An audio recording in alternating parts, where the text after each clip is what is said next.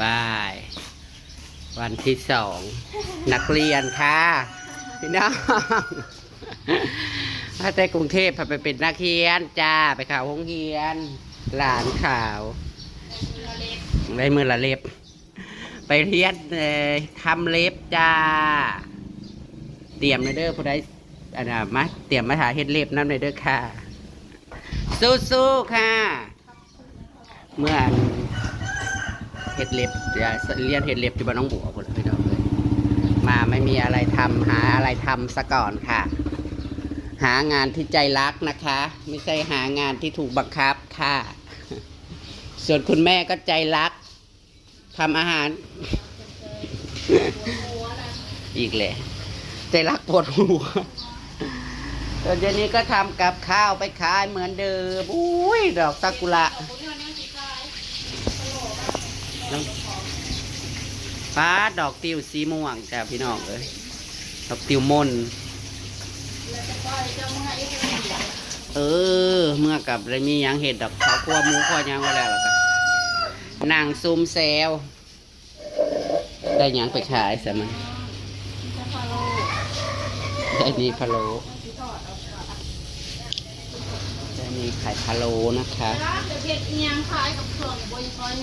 เอาเมื่อนี้มันกับงานเพื่อนดีข้าเจ้าน้ำอีกอย่างกับคันมีของที่แบบปักแปลกของบ้านๆไปขายที่เขาเพราะฉะนั้นคอยได้กินนะก็ได้ขายเยอะพี่น้องเลยทางช่วงนี้ก็คือบ้านแล้วนะเขาก็กินจักระจงจักระจันนี่ก็สิได้เมื่องานนั่นเพื่อนดีคือเก่าแล้วพี่น้องเลยที่ขึ้นก็เมื่ออันนั้นเพิ่มประมาณ4 ทุ่มออกมาเมื่องานค่ะว่าง่ายๆกับเมื่อเล่นมาไคโลกุ้งไก่เล่นไพ่แค่นั้นแหละค่ะย้ำมือแรงน้ำสวยๆเขาเจ้าก็รับแขกแล้วมื้อนี้เพราะว่าอยู่ก็ค่อยเป็นค่อยไปนี่แหละเนาะพี่น้องเอ้ยทักษิวานะไรมาบ้านกับบ่มีแนวเฮ็ดตัดสินใจสิมาอยู่บ้านแล้วก็หาแนวเฮ็ดแนวหาอีกเลยโยเคยก็ตั้งใจแต่ว่าแบบว่าเนาะขั้นไปทำงานกรุงเทพเฮาก็ไปหาเหตุงานที่มันแบบมีอาชีพกับบ้านเฮานะโมดอกคันเฮาหู้พื้นฐานหู้อย่างที่เข้านั่นแหละเฮาก็มาฝึกเอาเองนั่นแหละเนาะพี่น้องเมื่อเย็นในบ้านน้องบัวนี่เลยมากกับเฮ็ดอย่างคันสมมติว่าเฮามาเฮ็ดแนวกินขายกับบ้านนอกนะพี่น้องมันบ่พอได้ขายว่าอลิหายานี่เฮ็ดขายซะคันว่าสิมาเปิดเฮ็ดห้านก็โอ้ยลงทุนมาก็จักสิพอปานใดกะยาแล้วไปอีกแล้วบ่ไปอีกแล้วบ่ไปแต่ว่าจะลูกขายน้ำปลากับมือละจอก2 จอกเรายังบ่ได้มันพอปานนั่นแหละคือในบ้านคือมันปัดคนขายกันหลายขนาดในตัวเมืองกับห้านอาหารในฟังลาวเนี่ยมันปิดตู่ไปหลายเลยพี่น้องแถวปักซองเนี่ยบ่ได้ค่อยมีเลยเด้อห้านอาหารห้านกินเดิมแล้วนี่นะเจ๊งเบิดมันเป็นอย่างคนมันบ่ค่อยเข่าเลยคู่มือเนี่ยคนมันบ่ค่อยเข่าห้านแล้วมันหาเงินหาค่ำกันลำบากคือว่าแหละหาเศร้ากินค่ำแต่เขาสิหาเงินทางใดมาซื้อยังไงก็หาได้แล้วเขาก็บ่ได้ซื้อกินแมนคนลาวเนี่ยเขากินอาหารไทยเนี่ยเขากินมันบ่อยู่ท้องพี่น้องเนาะคนลูกเขาเหนียวเนาะไปกินข้าวเจ้าเขาสวยบ่แล้วคือเจซี่คือกันแล้วกินบ่แล้วนะคะไปกรุงเทพนี่ก็ยังหาข้าวเหนียวกินโอ้ยไปเบิ่งไก่กัน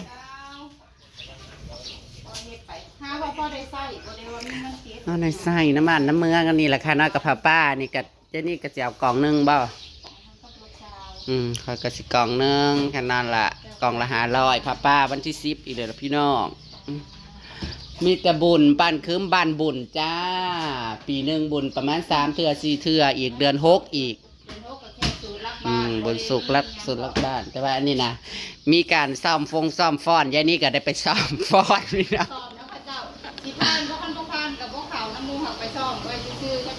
เจจียังบ่ทันได้ลงไปท่ายังมือแรงขนาดซ่อมฟอดนะอยู่เฮือนไม่ใหญ่บ้าน ครถึงพวกเราลูกก็20,000เนาะอยู่กับจัดแถวหรือว่าอันนี้บริจัดทงจัดแถวเลยเบิ่งมันก็บ่เห็นกันและบ่ได้เป็นระเบียบซ้อมก็ได้จัดแถวดีๆฮอนฟอนแฮบังแฮนกับป้าฟอนแฮผ้าป่าเดี๋ยวจังถาเบิ่งพี่น้องนี่แหละก็สิบ่เฮ็ดหยังมันสิ้นเปลืองโน่นนี่นั่นมันบุญหลายเทื่อแล้วก็บ่ม่อมเฮ็ดข้าวปุ้นคือเก่านั่นล่ะหมู่มากับหมู่แต่หมู่ในทีมงานนี่แหละบ่ได้มีหยังหลายดอกมื้อนี้กระปุ้นกระเพาะค่ะเพราะว่าเรามีเป็ดแล้วเดี๋ยวไปดูเป็ดก่อน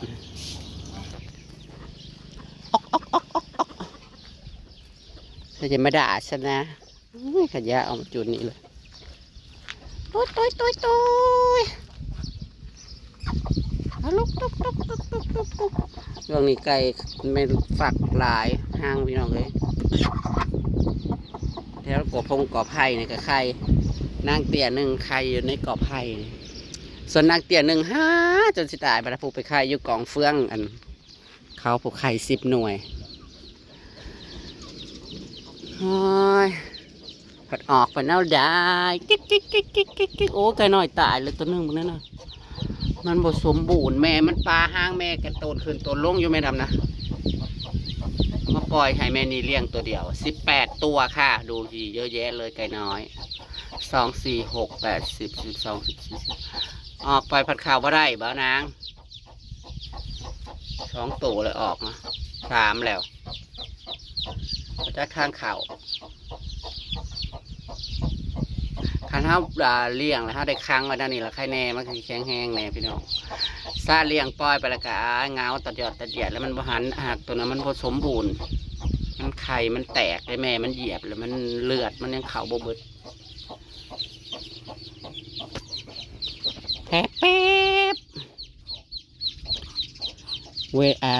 บุญบ้านเท่ากับบริซื้อเนื้อซื้อเนี่ยดอกเท่ากับเป็ดนี่แหละจ้าต้อนรับแขกกระดาษเป็ดเท่ารายอยู่นะพี่น้องเลยผมเป็ดแม่เนี่ยมันพอกินได้แล้วข้าวแล้วออกมาได้ร้องทำไมนั่งเบาไข่เนาะเป็ดนี่กะเบื่อไก่แม่นี่ดิเที่ยวตนแต่ห้างนี่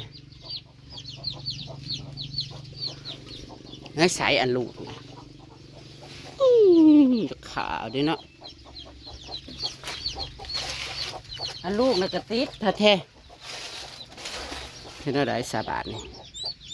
ฮะนาบลุนี่กำลังบอนี่แม่ก็จะเงอได้ทั้งเลี้ยงเอาลูกตัวเดียวแล้วบ่เอาเขาไปปล่อยน้ำแม่นั่นแหละแต่ว่ามันบ่ติดเดี๋ยวมือแรงก็จะสิไปปล่อยใส่มันนี่มันออกบ่พร้อมกันไข่อีหยังบ่เข้าใจแม่อื่นเขาคือออกพร้อมกันเบิด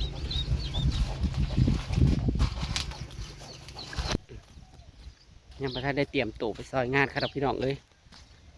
สวยเติบเลยนะคะ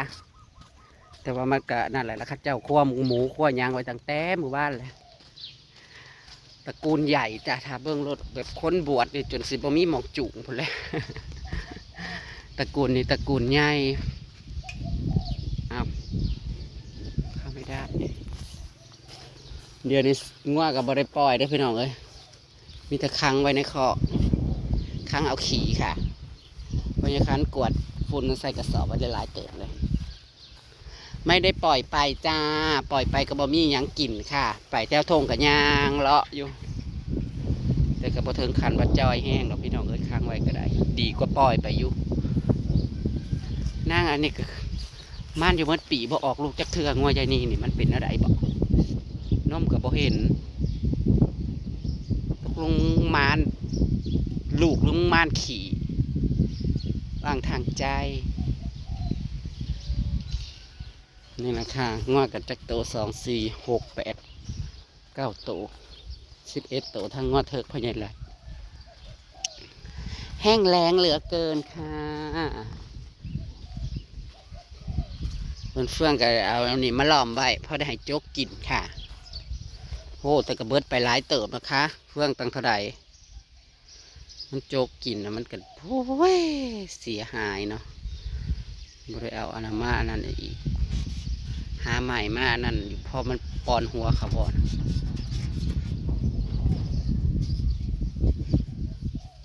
ตุกตุกตุกตุกตุกตุกตุกตุกตุกสนุกเขาขันส่วนนางโอกับมื้อนี้พาแม่ลงปากเซพี่น้องไปตรวจหมองอันข้อนั่นแหละที่ว่ายันว่าเป็นต่อมน้ำเหลืองอักเสบนั่นแหละพี่น้องไปหาหมอจ้าที่แรกว่าสิไปไทยเจซีว่าให้รอพ่อแม่น้องวินมาก่อนหลังสงกรานต์นี่แหละประมาณมองนี่แหละเจซีคำเบิ่งมันเป็นก้อนที่มันเป็นก้อนๆเนาะพี่น้องมีประมาณมองนี่แล้วนี่แหละเขาว่าต่อมน้ำลายต่อมน้ำเหลืองอักเสบมันก็สิเป็นอยู่แต่ประมาณแถวคอเนาะทางที่เจซีเขาไปอ่านเบิ่งแน่ YouTube ในคุณหมอเพิ่นว่าโอ้ยแกะทางไหนวะนี่เขาใหญ่ขันกอกฝุ่นไว้จ้ะจะได้จะกระสอบห้อยหมักม่วงในซุกน้ำเลยเด้อพี่น้องที่มันเป็นก้อนนะเดี๋ยวนี้เราเอาไปขายน้ำอยู่ตัวที่มันเป็นก้อนมันก็ซุกแต่ว่ามันลูกบ่ใหญ่ปีนี้นะหมักม่วงปีกายเนี่ยมันลูกใหญ่ได้หมักม่วงต้น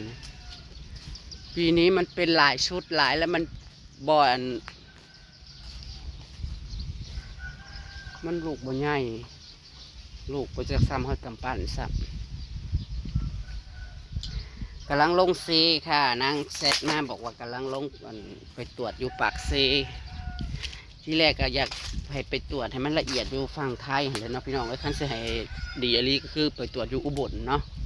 แต่ว่าตามที่อ่านเขาไปอ่านเบื้องในเพิ่นก็ต้องคันว่าอันนี้เขาก็ต้องเอาชิ้นเนื้อเพิ่นต้องเอาชิ้นเนื้อไปตรวจเนาะแต่ว่าบ่ฮู้ทางลาวแต่ก็สิตรวจซ้ำใดรูปๆคำบอกกระยันเสียเวลาเปล่าคือเก่าล่ะบอกว่าให้แลนพอนสีมาไทยเนี่ยมันผัดยากเนาะเพราะเพื่อหนทางป่าจากบ้านเพิ่นจ้างรถเมารถเข้ามาอีกรถล่างเขากับบ่มีดิจ้างรถเข้ามาปากตะพานพี่มาปากตะพานอะไรก็คือมาขามปักแซงเนาะพี่น้องคันคือมาขามเพิ่นสีมาเขมราชก็ได้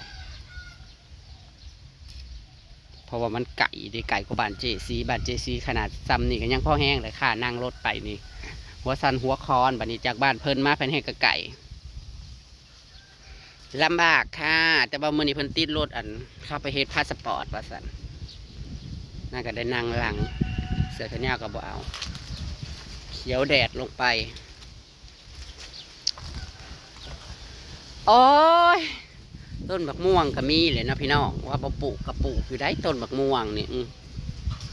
ว่าแต่คอยบ่ปลูกหันปลูกนี่แต่ว่าเขาบ่ได้ปลูกพัก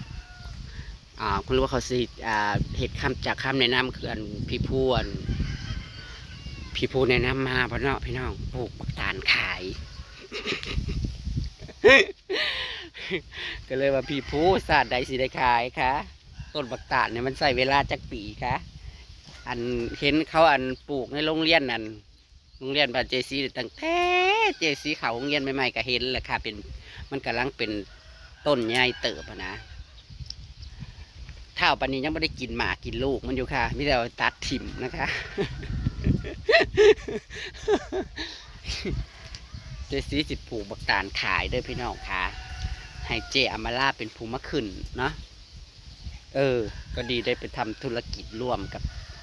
เพื่อนๆนะคะเจซีเป็นผู้ปลูกให้เจอมาล่าเป็นผู้ปีนให้เธอเท่าเป็นผู้ขายโอ้ยมันคือในฟันเห็นได้บัวหายเป็นอย่างน้อว่ามาปลูกแขนเอาเจซีว่าเจซีน่ะพาพ่อเพิ่นไปหาหมอจังสี่แหละเอาไปพาเราไปหาหมอตอนใดค่ะแล้วก็ทั้งหายทั้งผูกแขนแล้วก็หายพรเจซีฟันไว้ยายบัวให้พรเจซีเดียวมุนีสิลงหาเพิ่นบ่เคยเท่ากันตั้งแต่มาค่ะแชทหานางก็ไม่ได้อ่านค่ะอ่านแต่ไม่ได้ตอบค่ะกลับมาแต่บ้านหลานแล้วก็ได้ตอนนี้กันยังสิได้ข่าวไปมองงานเฮือนดีแล้วพี่น้องเพราะว่าเพิ่นเอาไว้หลายมือญาติเพิ่นลายเพิ่นเอาไว้ลายมืออาจสิมืออื่นจังสิลงปราสานะคะลงปราสาค่ะเพราะว่าเพิ่นกับผู้ใหญ่เนาะผู้ใหญ่แล้วมัน ร้านผัดหลายบ้านบ้านน้องบัวกับเบิดบ้านบ้านน้องแดงกับเบิดบ้านมันคืมอีกเพราะมันแตกแหนงออกมาแต่บ้านน้องบัวเนาะน้องเพิ่นหลายน้องบัวน้องแดงน้องวัดนายุงปูดเท่าใดบาท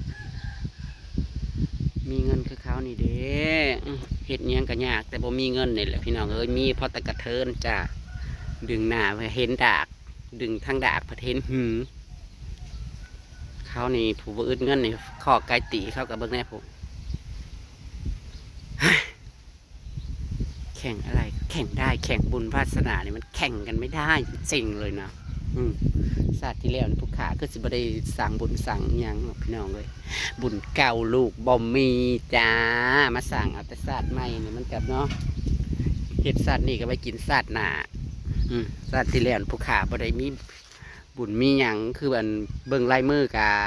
เจ้านี่มากกับมาแต่โตเนาะบ่ได้ถือหยังถือทรัพย์ถือสินหยังมามีแต่มาหาเอาหน้ากับแม่นะหมอดูหมอเดาหมอใดก็ว่าเนาะเจสีนะมาแต่โตมาหามีแต่มาหาเอาหน้าอันบ่ออกจากบ้านก็บ่ได้กินเด้อค่ะสิอยู่แต่เรือนแต่ซ่านน่ะบ่ได้กินค่ะเพราะฉันเป็นเสือหากินนะคะน่ะเกิดปีขานค่ะเกิดตอนตะวันตกดินเกิดตอนตะวันตกดินนะคะเสือหากินค่ะถ้านอนอยู่ซื่อๆคือตายยิงแค้วนะคะเอา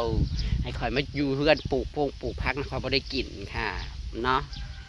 มันบ่ได้ค่ะดวงของคอยทางนี้บ่ได้จ้าดวงของคอยคือจะไปหาเลาะกินค่ะ ดวงนางต้องไปหาเลาะกินนะคะพี่น้องค่ะจังสีได้กินมื้อนี้ก็สิกลับเข้าไปกินอยู่แน่นก็ดีนี่แหละจ้ะนะคะอย่างนี้ก็จะเฮ็ดหัวเฮ็ดห้าวดีๆกับสิเลี้ยงเป็ดเลี้ยงไก่นี่แหละค่ะเพราะได้กับได้แก่จะดอกไก่โลตั้ง110 บาทนะคะช่วงนี้กิโลไก่เป็นโตโลละ110 บาทแต่ว่าเป็ดนี่โลละ80 บาทเป็ดน่ะสิถือกลัวน้องพี่น้องกับจีเฮ็ดกับกับข่าวขายข้อขายกับหลายค่ะแถวบ้านนี่หลายค่ะเดี๋ยวนี้เรากับพอได้ขายแต่ได้พะโล้เล่าแหละเพราะเรายืนหนึ่งนะคะพะโล้ได้เพราะว่าเด็กหน่อยเขากินมันกะเขากัดหูเนาะไปได้กินกับรสชาติของนางนั่นมันโอเคยังก็สะอาดนะคะพิธีพิถันต้องยกให้ยายนีนะคะโอ้ยคันเลี้ยงงัวผัดบ่เป็นราคาพี่น้องเอ้ยอันนี้มาจมว่าเรื่องธุรกิจเด็ดซีนี่ได้แต่ว่าซื่อๆค่ะบ่ได้ลงมือเฮ็ดบ่กายสิอยากกันลงทุนอีหยังว่าอลีอาสิเลี้ยงหมูก็เฮาบ่เคยมีประสบการณ์อีกแล้วเลี้ยงหมูก็ลงทุนหลายคือว่านั่นแหละพักช่วงนี้นั่นหมูเป็นราคาแห้งพี่น้องกิโลละ58,000 กีบรายเป็นเงินบาทก็แทบผ่านเนี่ยประมาณ91 บาทคันเฮาเลี้ยงเฮาผัดเลี้ยงไก่เฮือนเนาะคันลงมาเลี้ยงนาเฮาก็ต้องได้ทางนำไม้ดึงไฟลงมาไม้อีกเจ้าว่าสิเบิดเท่าใดคะเฮ็ดคอกอีกก็บ่ได้ถือโอ้ยแล้วก็ปวดหัวเห็นยังก็ต้องมีการลงทุนเนาะพี่น้องเอ้ยเงินอันน้อยนิดนี่อยากเก็บไว้แน่ขี้ยับจำเป็นคิดได้มันเนาะซองหาบ่เห็นจะเป็นเอ็นอูดมากคือเมื่อกี้นี่แหละพี่น้องเอ้ยเป็นไข่ซื่อๆค่ะเดินทางไปหันมานี่หาหมอนี่จอกแจกนี่20,000 เจซีเนี่ยเอ้าคือเบิดค่ะฉันก็เลยแบบเดือนนี้ฉันช็อตค่ะแต่ว่ามีบางคนใหม่นะบอกพี่น้องโอ้ยที่ผ่านมาแต่ละเดือนก็โอเคเพราะว่าเฮากับบริใส่สุรุ่ยสุร่ายเนาะเฮากับบริใส่ถึงขั้นว่าฟุ่มเฟือยขนาดนั้นมีซื้อกระแมนว่าต้องซื้อกินนะทุกมื้อแต่ว่าเฮาก็ต้องเบิ่งซื้อที่มันจำเป็นเนาะพี่น้องเฮ้ยละเนาะรอถ้าฝนนี่มันบ่ตกจากเถื่อแล้วพี่น้องเอ๋ยป้าโอเคละกันพี่น้องคะคลิปนี้ก็ได้บ่มีหยังหลายจ้าส่วนหลานสาวกะมาบ้านกับบ่มีหยังเฮ็ดเอาเสื้อผ้ามาขายกะมันก็คือว่าแล้วเนาะเสื้อผ้ากับพี่น้องเอ้ยคนซื้อแล้วมันก็แล้วมันบอกเขาบ่ได้ว่าสิมาซื้ออยู่คู่มือเอามาเท่าใดก็สิซื้อซอยซุมือมันก็เป็นไปบ่ได้เนาะก็เลยว่ามันได้ทุนแหละพอซะลองไปเฮ็ดเล็บเบิ่งนี่เพราะว่าคนแถวบ้านมันก็คือเบียดนี่มันมาอยู่ในบ้านเนี่ยมันมาเมาอันนี่เฮ็ดนี่คันเฮาบ่ขี้เดียดเฮา อันนี้เนี่ยพวกเคล็ดเล็บเนี่ยฮะบรังเกียจเข้าใจมากคือว่าร้านนี้มันกระจายมากคือมันกะคือเอาเรียนไปเบิ้งนะคะก็มาฝึกมาเฮ็ดเล็บพวกหน้าพวกคนในเฮือนนี่แหละมันก็สิได้ซ้ำนานไป ฝากเป็นกำลังใจให้ลีโอกับแม่นำด้วยเด้อจ้าเพราะว่าเพิ่นกับพาแม่ไปหาหมอเหมือนนี้นะเดซี่ก็เดินไปถามข่าวเพิ่นกำลังลงปักเซฟแหละเดี๋ยวสวยๆจังจีโทรถามไปกับทั้งหอบลูกหอบหลานได้ก็ขอบคุณสำหรับคอมเมนต์และที่ให้กำลังใจเด้อจ้าเจซี่กับกดใจแถมคำขอบคุณกันแล้วกันเด้อจ้าพี่น้องขอบคุณหลายๆค่ะส่วนคอมเมนต์ที่ลบๆก็พยายามจะผ่านค่ะใส่ใจนะคะ ถึงว่าเราจะถ่ายคลิปหาเลาะกินบ้านนั้นบ้านนี้แต่เราก็ได้เงินอยู่นะคะแล้วเราก็ได้กินด้วยเรามีรายได้ก็เพราะว่าเรานี่ถ่ายคลิปหาเลาะกินบ้านนั้นบ้านนี้นะคะ จะทำยังไงได้ล่ะเราก็หากินเนาะปะพี่น้องก็ตามคลิปหน้าก็แล้วกันสิเมื่อกินอีกค่ะอย่างนั้นจะดีต่อ